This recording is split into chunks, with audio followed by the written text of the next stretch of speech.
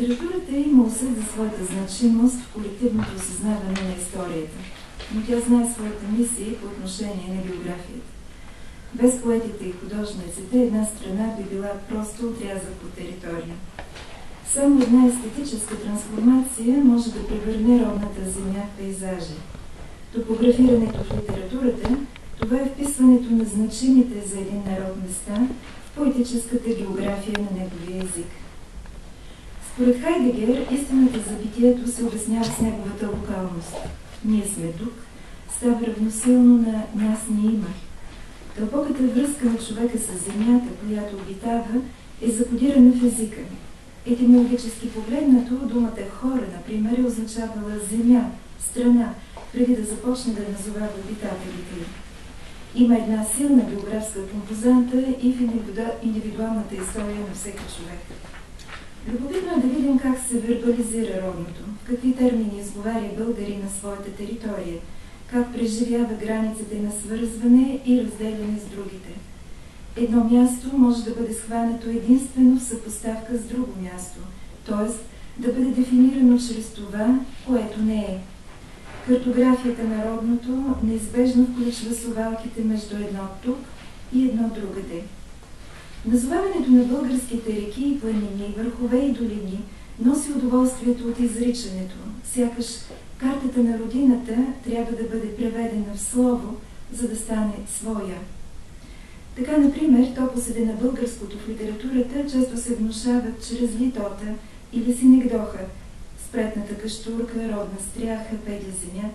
Лотман ни напомня, че бидейки пространствено ограничено, произведението на изкуството представлява изображение на безкрайното в крайно, на цялото в епизод.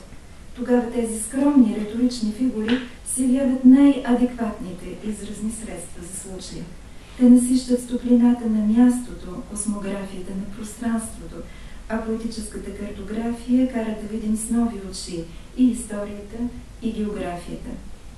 И така, въпросите, които сме си поставили тук, са как местата стават репери на нашата идентичност, благодарение на поетичните образи и по-общо, каква е литературната интерпретация на пространството. Местата на човешките преживявания са онзи фундамент, който придава реалност на случващото се, усещане за опора и единство на човешкия опит. Както при основаването на една държава около някаква крепост или храм, мястото ни създава чувство за сигурност. То не се размива в околната среда. Вписано в пространството, мястото се импрегнира от спомените, волни или неволни, индивидуални или колективни. Оттам е важността на мрежата от локални божества, наяди, дриади и други нимфи, чието изчезване оплакваме в разомагьосания си свят днес. Измежду всички места обаче, родното място е наситено с особен заряд. Той има основополагащия статус на център, омфалос, началото на всяко нещо. Неизменно свързано с някаква божественост, то е свято и ориентиращо. Всички места в живота на човека се съотнасят към първото място. Родната земя означава история, минало, спомени, тайни, които нашепват. Територията е разказ. Всяко кътче има своите местни предания. Територията има дълга памет. Топонимите го доказват. Местата на нашето детство са не просто декор на нашия живот, а неговата ненакърнима основа. И ако понякога ни е трудно, както отбелязва Пруст, да определим даден къс от пейзаж, от кой край, от коя епоха или може би просто от кой блян идва, то родните места са основни пластове на нашата духовна почва, устойчиви терени, на които винаги се опираме. Обзема ли ме желание, казва той, да ги видя отново, понеже всяко място има своя индивидуалност, аз няма да почувствам удовлетворение, ако ме заведат край някоя река, където би имало също тъй хубави, ако щете по-хубави дори водни лилии, както не бих пожелал да дойде да ми каже лека нощ друга майка, ако ще да е по-хубава и по-умна от моята майка. Този фрагмент, който в романа на Пруст, много по-обширен, функционира като топографски модел на родното, ни кара да си спомним една история, разказана от Радичков, където неназована, носталгията се схваща именно като изгубване на мястото. В своя разказ части от цялото, Радичков разказва за един българин в Канада, който мечтае да се върне в България, да иде в планината, да намери кладенче засипано с букова шума и като се наведе на 4 крака, да пие вода от кладенчето, да види как едно изплашено жабче скоква от брега на кладенчето и цъмбурва на дъното. Но това не му стига. За да се скрие от човека, жабчето размътва с крачета водата, завира се под някоя шумка, разнежения по родината преселник чака, докато водата се избистри, навежда се ниско, сякаш се покланя на своята свещена майка земя и пие дълго и бавно, докато зъбите му съвсем не стръпнат. Тази вода идва направо от жилите на земята и човек с нея най-добре насища жаждата си, защото пие направо от земните жили. Той одумаше чуждата страна, продължава автора по един особено наивен начин. Никаква страна не е това, щом няма тя ни щъркил, ни кладенче. Реки и езера Канада има, но никъде този изгнаник не бе срещал кладенче в тази земя, нито пък щъркил бе видял някъде. Ето как, заради отсъствието на едно кладенче или щъркил, човек е в състояние понякога с най-лека ръка да задраска цяла една държава, пълна с толкова богатство. А може би тъкмо в тези малки, на пръв поглед незначителни човешки опори се крие изключителна сила. Край на цитата. Разбира се, тук може да кажем, че подхранващите духа топоси народното понякога се нуждаят от декора на чуждото, за да получат своята конотация. Познатата телевизионна рубрика «Другата България» имаше за географски фон една различна реалност, в която сякаш се инфилтрира един по-чист екстракт от родолюбие и може би най-симпатичното лице на патриотизма се усмихва под чужди небеса. Литературата ни помага да изградим своята поетическа биография, която винаги си остава субективна и съкровена, съставена от знание и от чувство. И може би повече от чувство споделя Димитър Талев в своята поетическа биография на Македония, защото събира моята обич и скръб и копнежа ми по родната земя, едно чувство въплатено в нейния образ душата ми. Градове, села, планини, поля, реки, езера, люде и родна реч. Все пак трябва да кажем, че родното място не е обект само на епидектични похвални слова. Може да кажем, че критическото отношение към българското е засвидетелствано в литературата ни също в географски термини. Да вземем за пример Станислав Стратиев. Българска участ е да се родиш в България. При толкова други държави. От тук нататък вече нищо не може да се направи. Винаги ще се гледаш край Дунава. Винаги ще обичаш нашите планини зелени. Винаги у нас възраждането ще започва преди цяла Европа и ще свършва след Африка. И така нататък. Както знаем обаче, сантименталната ни география няма нищо общо с действителната. Тя се остава защитена територия, дори тогава, когато предателски гласове ни нашепват известни съмнения към поетически цитати от рода на «Да ходим да се скитаме по тази пуста чужбина» или «Мила родино, ти си земен рай». Но сравняването на литературата с действителността е подход със съмнителна ефикасност, пише Рифатер. То води до безполезни изводи, понеже оставя извън текста. Литературното описание на действителността не препраща следователно към нещата, освен привидно. Поетичното изображение лежи върху референции от означаващи. Ето защо за нас в родината това са по-скоро тези творби, които ни съпътстват от най-ранно детство, като всички неща, както би казал Пруст, чието копие е било пъхнато предварително във въображението ни. То ги стопля, придавайки им живот, индивидуалност и ни вдъхва копнеж да ги видим и в действителността. В тази география на родното думите са равнозначни на местата, както тук. Но остани сладка дума ще да бъде този кът, дето Дунав, Вардар, Струма и Марица си текат. Ако се върнем в историята, ясно ще доловим този порив, съпътстващ национално-освободителните ни борби и раната след освобожденска епоха, да бъде поетически очертана националната ни география. При Вазов това се чувства дори като мисия – да излекува тази земя от раните на едно вековно робство, да върне поетическата свобода на българския дух, да позволи на всеки, който чете неговата поезия, да копнее за тези места. С Вазов географията става поетическа материя. С лириката, разказите, пътеписите си той успява да превърне територията в родина, заобикалящия свят в пейзаж, едновременно в пространство на обитаване и на съзерцаване, действително и въображаемо място. При вас важна роля играе именуването на местата, не само в отговор на въпроса «Де е България?» и като израз на синовно чувство за дълг, но и като стремеж да не бъде подминато нито едно име, да не остане неназован край на България, неопоетизиран връх, долина, низина. Това се постига чрез описание и натрупване, чрез назоваване, опитомяване, чрез изброяване и изговаряне. Разбира се, явлението засяга една голяма част от българските поети, водени от желанието да очертаят картата на българското пространство, да придадат мащабност на родната география, както е при Ботев. Зато им пее песента на Странджа и гората, на Ирин Пирин тревата, от Цариграда до Сръбско, от Бяло море до Дунав, по румелийски полета. Имена, наситени с въжделение по местата, които обозначават, понеже може да бъдат изгубени завинаги, както е при Яворовите заточници. А Вардър, Дунав и Марица, Балкана, Странджа и Пирин ще греят нам до гроб зарица сред споменът един. Сред опусите на българското, географски определими или поетично неопределени, се нареждат също Антимовския хан, извора на Белоногата или Бяла черква. Домът, градът, Балканът, социалните и частни места, много от които добре изследвани в българската литературна наука, в своята съвкупност допълват тази фикционална география, за която говорим. Разбира се, от всички тези възпявани, опоетизирани места, най-важен е домът.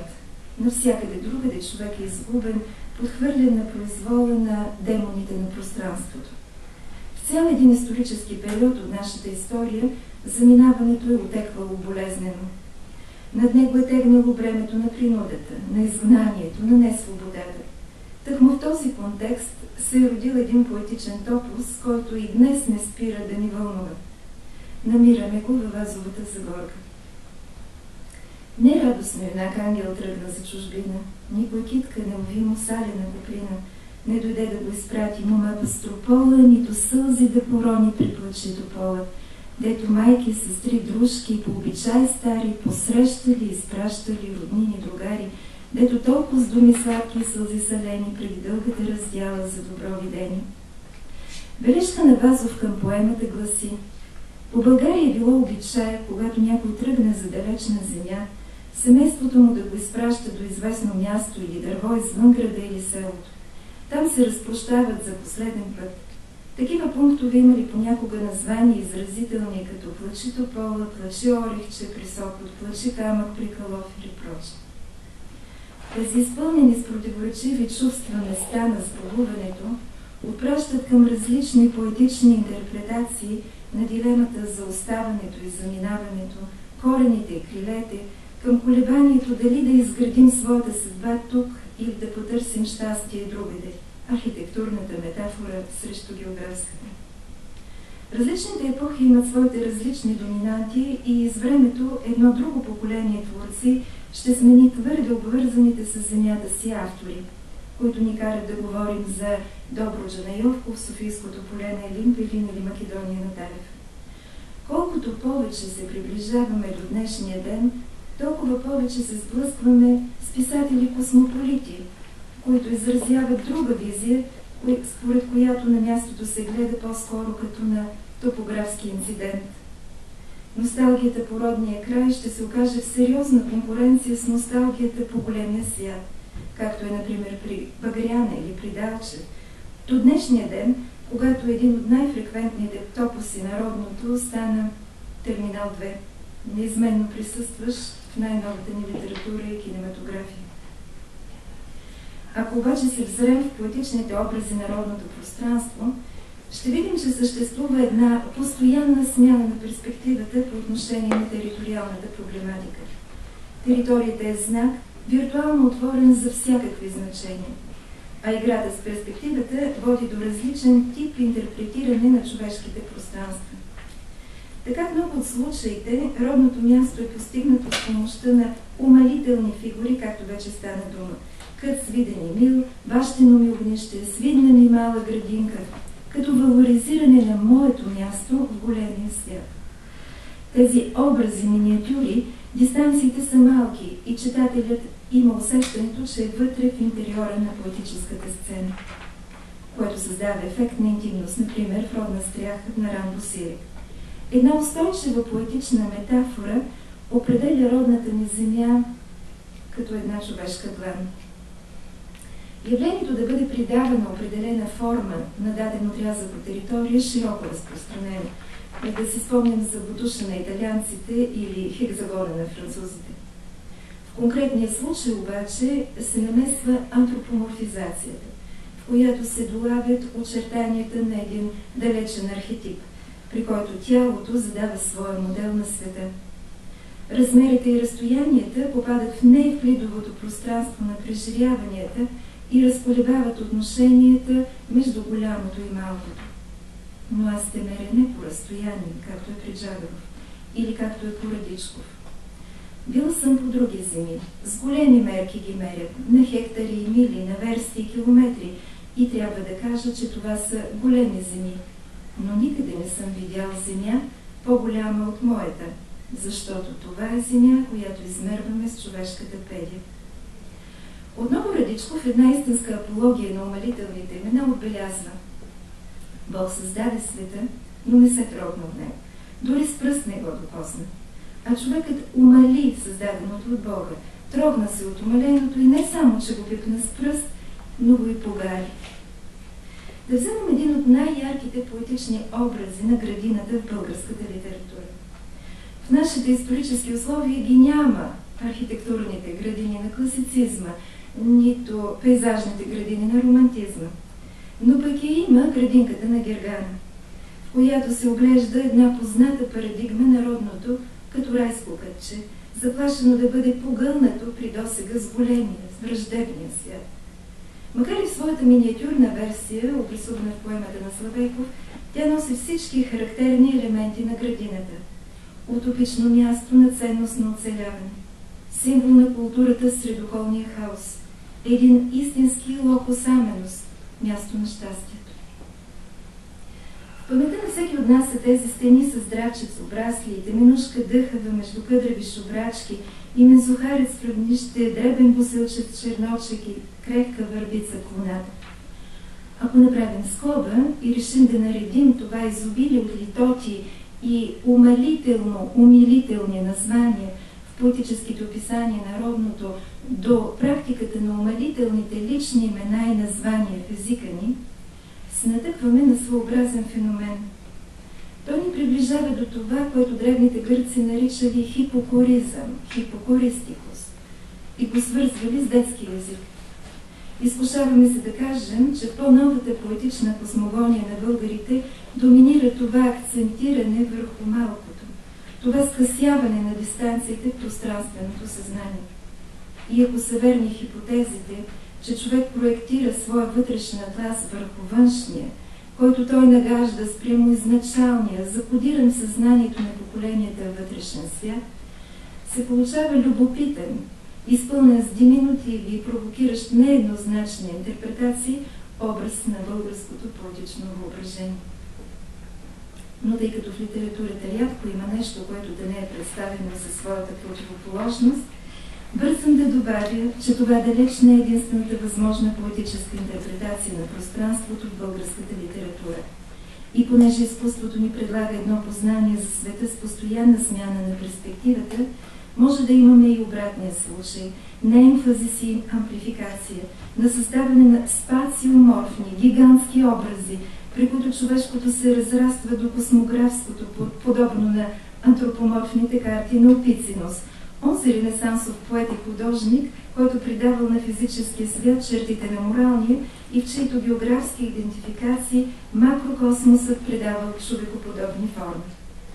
В този случай не света бива приютен в гънките на конкретния житейски релеф, а обратно. Имаме сливане на човешкото и планетарното, сдвояване на човешкия и нечовешкия свят. Така в античността Гея, Земята и Уран, небето, са изобразени в един гигантски любовен акт, от който ще се роди целият античен свят на богове и герои, на хора и събития. Подобни метафори на пространствена, космологична амплификация има, например, в опълченците на Шипка на Васов, на прощаване Хаджи Димитър на Ботев, в хайдушки песни на Яворов и преди това в народната песен, например тук. Не люби дъжд овчаря, че той е желба голема, лете в гора литува, зиме в поле зимува, черна му земя постелка, бял му камък възглавка, синьо му небе завивка, меден му кагал невяста. Та чак до Багрян, ето един пример от многото. Вие, които ме разбирате и обичате, когато умре, не дейте да ми оплаквате и кичете. Сложете ми на место постеля картата на земното кълбо, на место покров картата на звездното небо и напишете: спи мирно между земята и небето, бедни поети. Тази поетична антропокосмология, в която човешките и природните творения се намират в хармония, човека проектира върху пейзажа вибрациите на своята душа. Светът, твърде голям или твърде малък, трудно се поддавал на овладяване. И понеже човекът винаги се е стремял да му придаде форма, да го направи обозрим и понятен, не му оставало нищо друго, освен да го постави върху белия лист, във вид на карта или картина, разказ или стих. Единственото място, където можел и да го наблюдава, и да го превъзхожда. Благодаря.